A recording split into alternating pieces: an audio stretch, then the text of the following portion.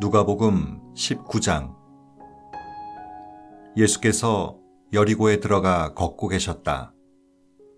삭개오라는 사람이 거기에 있었는데 그는 세금 징수원의 우두머리이자 상당한 부자였다.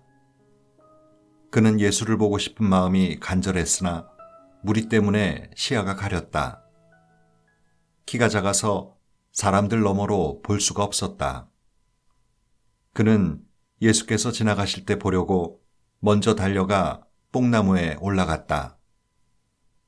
예수께서 나무 밑에 오셔서 올려다보며 말씀하셨다.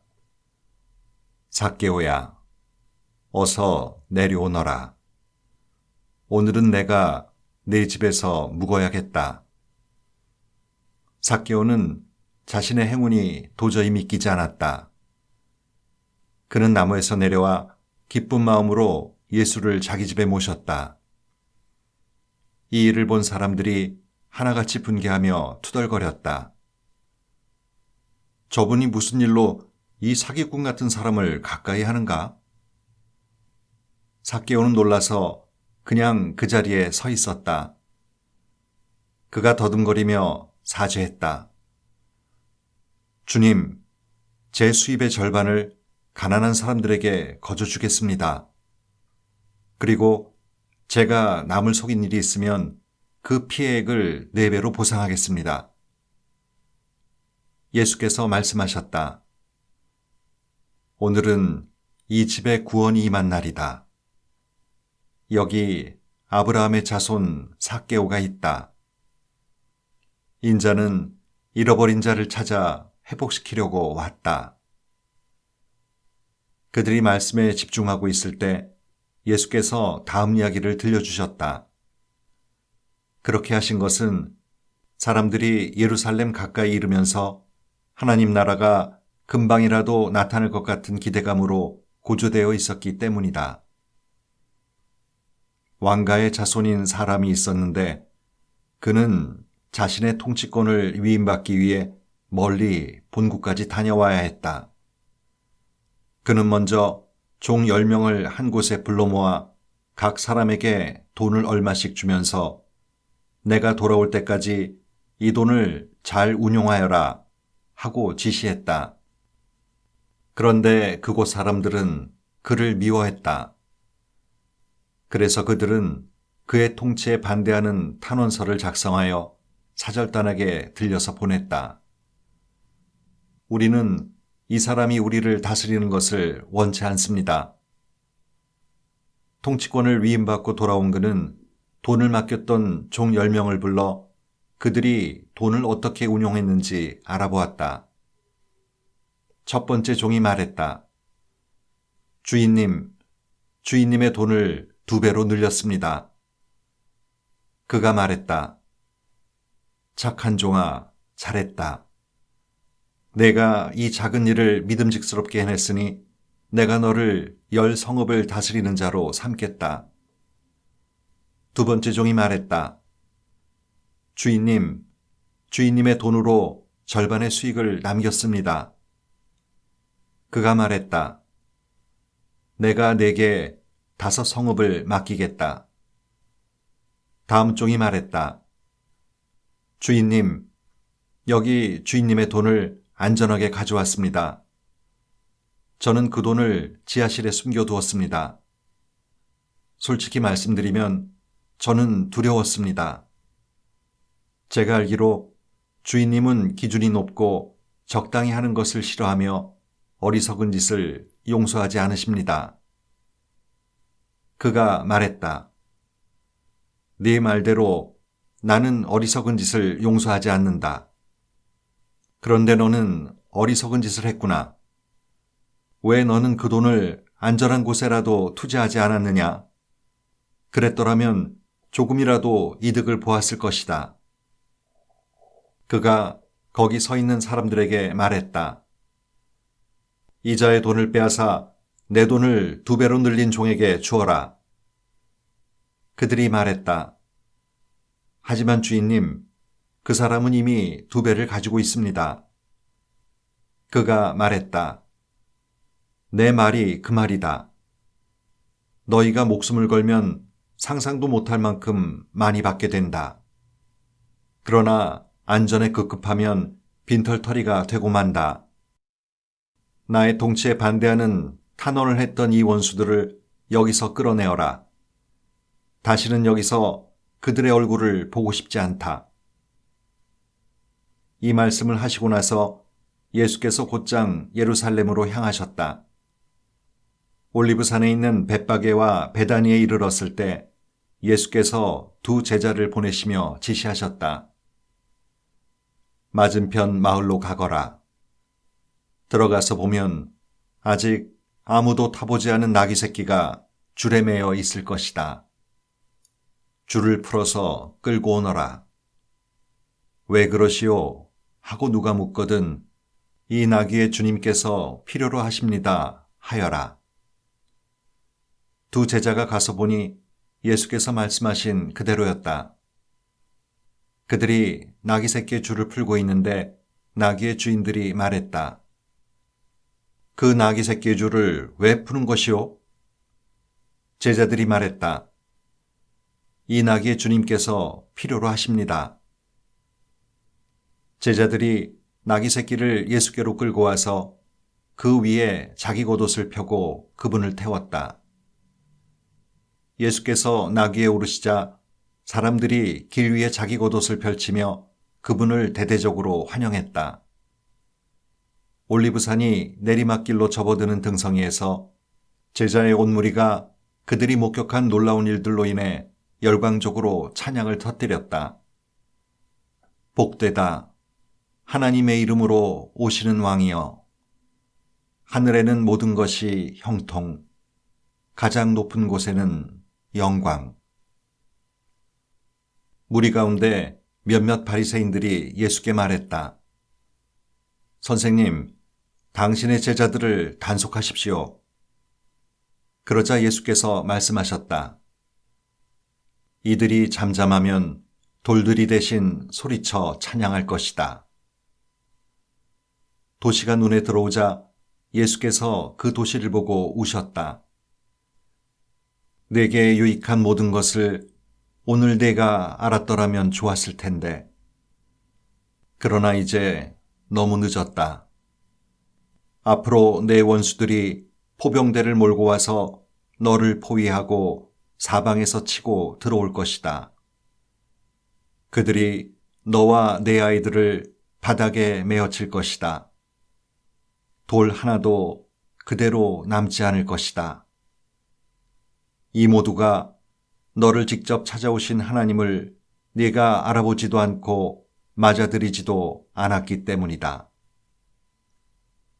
예수께서 성전에 들어가셔서 거기에 상점을 차려놓고 온갖 잡다한 것을 파는 사람들을 모두 쫓아내셨다. 예수께서 말씀하셨다.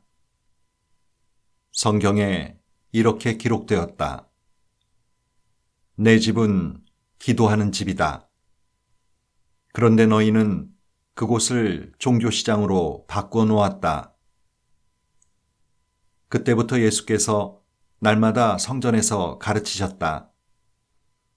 대제사장과 종교학자와 백성의 지도자들은 예수를 제거할 방법을 찾으려고 혈안이 되어 있었다.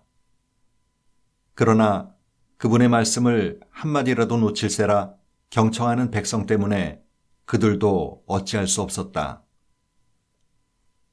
20장. 하루는 예수께서 성전에서 백성을 가르치며 메시지를 선포하고 계셨다.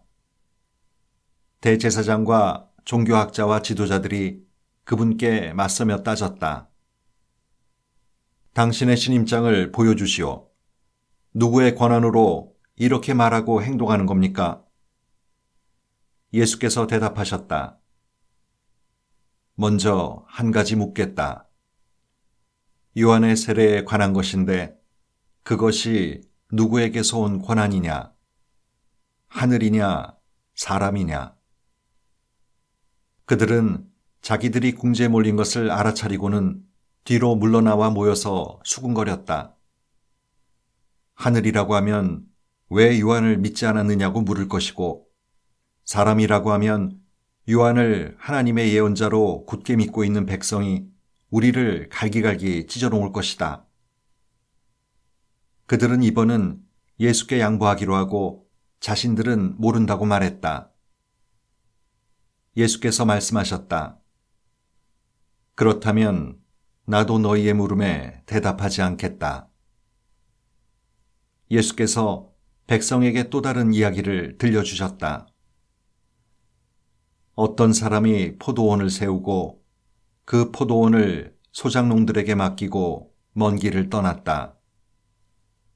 그는 오랜 시간 동안 떠나 있다가 때가 되자 수확하려고 소작농들에게 종을 한 사람 보냈다.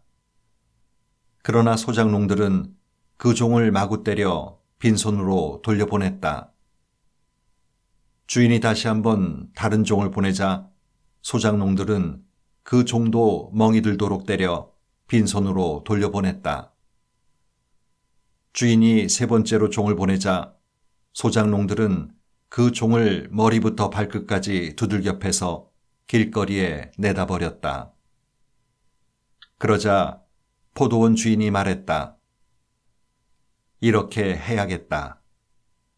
내 사랑하는 아들을 보내자. 저들이 내 아들만큼은 존중하겠지.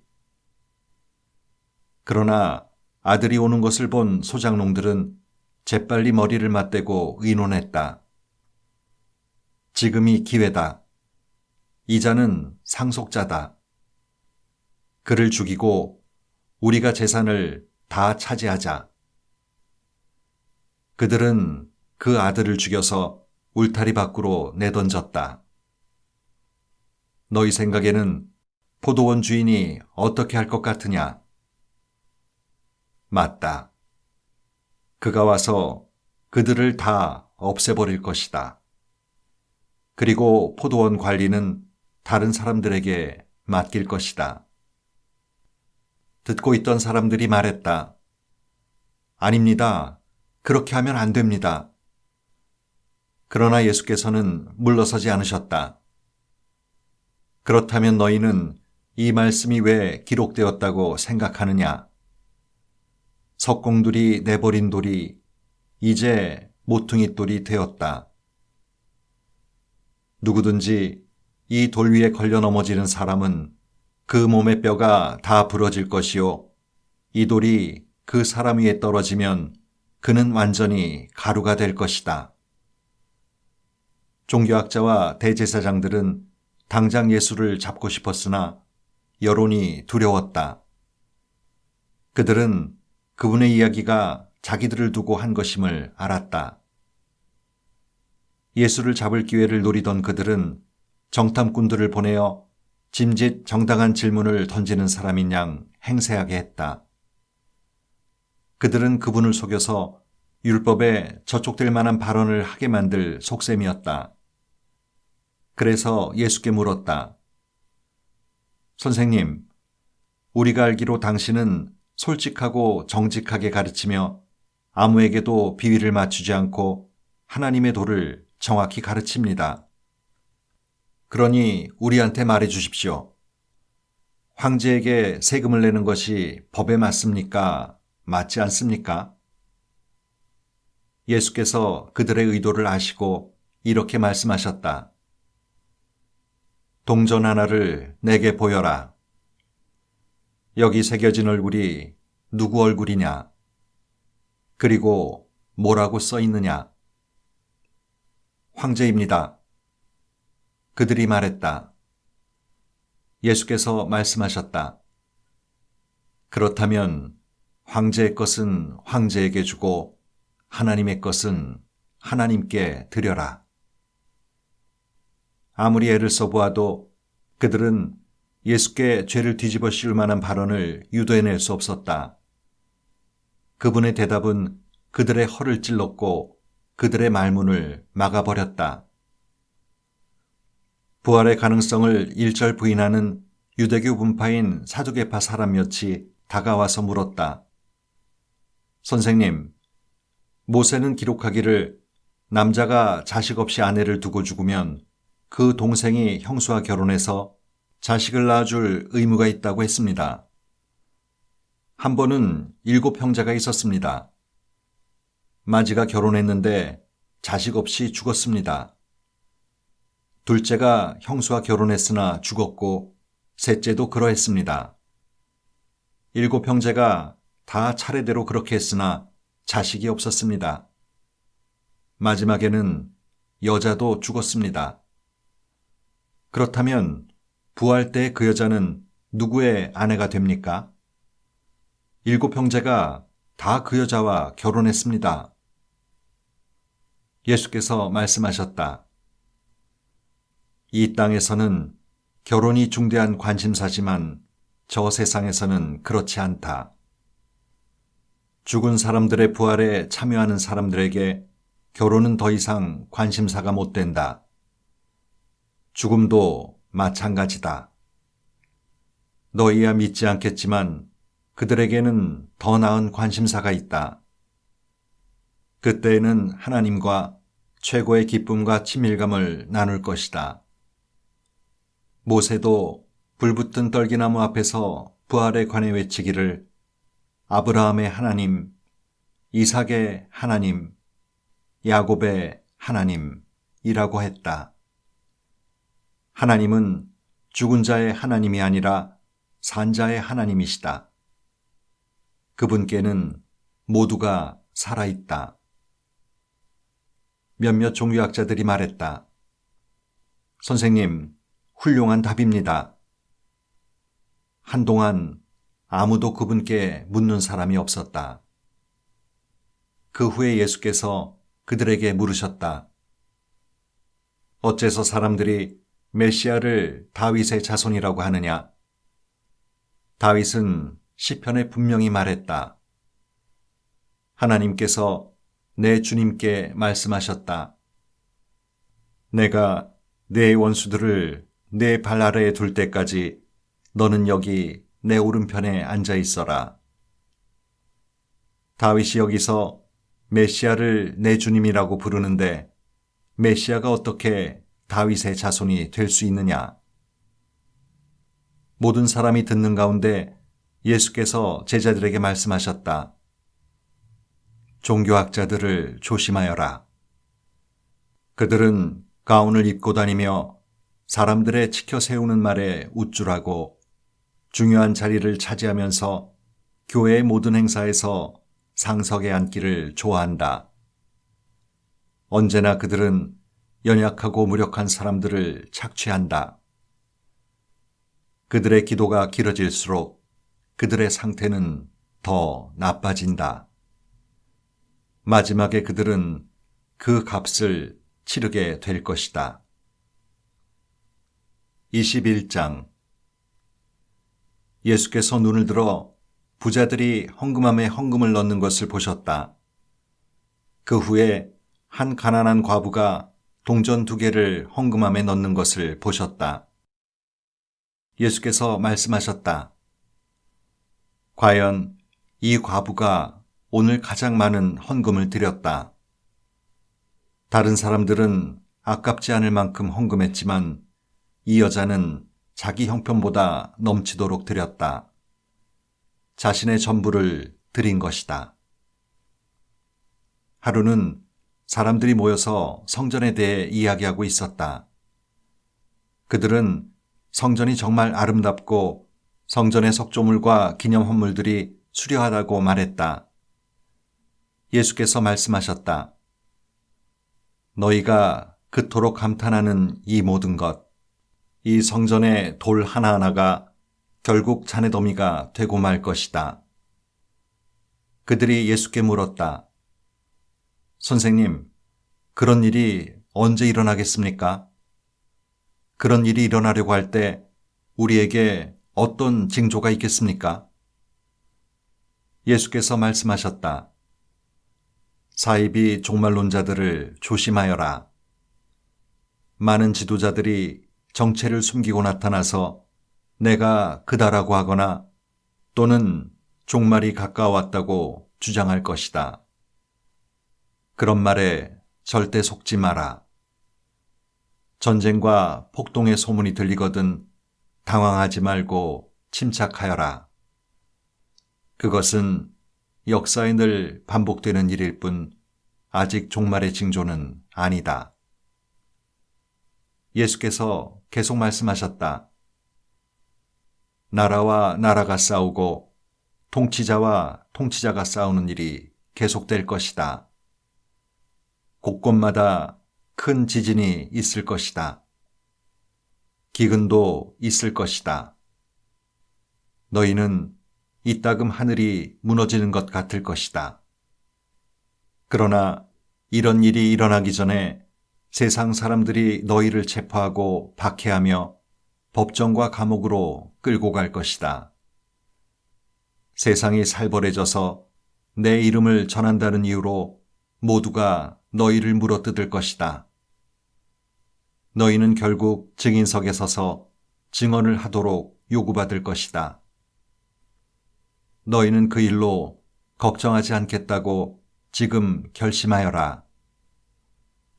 내가 너희에게 말과 지혜를 줄 것이니 너희를 고소하는 자들 모두가 맞서도 너희 말을 이기지 못할 것이다. 심지어 부모와 형제와 친척과 친구들마저 너희를 넘겨줄 것이다. 너희 가운데 일부는 죽임을 당할 것이다. 나 때문에 너희를 미워할 사람이 누구인지 아무도 모른다. 그렇더라도 너희 몸과 영혼의 사소한 모든 것까지, 심지어 너희의 머리카락까지도 내가 보살핀다. 너희는 아무것도 잃지 않을 것이다. 그대로 견뎌라. 그것이 너희가 해야 할 일이다. 끝까지 견뎌라. 그러면 너희는 절대 후회하지 않을 것이고 결국 구원을 받을 것이다. 군대가 예루살렘을 둘러 진친 것을 보거든 너희는 예루살렘의 멸망이 가까운 줄 알아라. 그때 너희가 유대에 살고 있거든 산으로 달아나거라. 도시에 있거든 빨리 빠져나가거라. 밭에 나가 있거든 겉옷을 가지러 집으로 가지 마라. 그날은 징벌의 날이다. 그날에 대해 기록된 것이 다 이루어질 것이다. 특히 임신부와 젖먹이는 어머니들이 힘들 것이다. 끔찍한 고통, 맹렬한 진노다. 사람 목숨이 파리 목숨이 될 것이다. 사람들이 감옥으로 끌려갈 것이다. 나라들이 그 맡은 일을 끝내기까지 예루살렘은 이방인들의 발에 짓밟힐 것이다. 마치 지옥이 온통 풀려난 것처럼 보일 것이다. 해와 달과 별과 땅과 바다가 요란하여 온 세상 모든 사람이 공포에 질릴 것이다. 파멸의 위협 앞에서 사람들의 숨이 막히고 권력자들은 두려워 떨 것이다. 그때에야 사람들이 인자가 성대하게 환영받으며 오는 모습을 보게 될 것이다. 영광스러운 환영일 것이다. 이 모든 일이 벌어지기 시작하거든 일어서거라. 고개를 들고 당당히 서거라. 구원이 가까이 온 것이다. 예수께서 이야기를 들려주셨다. 무화과 나무를 보아라. 다른 나무도 다 마찬가지다. 잎이 나기 시작하면 너희는 한 번만 보아도 여름이 가까이 다가온 줄 안다. 이 일도 마찬가지다. 이런 일이 일어나는 것을 보거든 하나님 나라가 가까이 온 줄 알아라. 이것은 가볍게 여길 일이 아니다. 내가 지금 하는 말은 어느 훗날의 세대에게만 주는 말이 아니라 이 세대에게도 주는 말이다. 이 일들은 반드시 이루어진다. 하늘과 땅은 닳아 없어져도 내 말은 닳아 없어지지 않을 것이다. 너희는 조심하여라. 너희의 예민한 기대감이 파티와 음주와 쇼핑 때문에 무뎌지지 않게 하여라. 그렇지 않으면 그날이 불시에 너희를 덮치고 덫과 같이 갑자기 너희를 잡을 것이다. 그날은 모든 곳에서 모든 사람에게 동시에 임할 것이다. 그러니 너희는 무엇을 하든 방심하지 마라. 닥쳐올 모든 일을 끝까지 견뎌내고 마침내 인자 앞에 설 힘과 분별력을 얻도록 끊임없이 기도하여라. 예수께서는 낮이면 성전에서 가르치시고 밤이면 나가서 올리브 산에서 지내셨다. 모든 백성이 새벽같이 일어나 성전으로 가서 그분의 말씀을 들었다.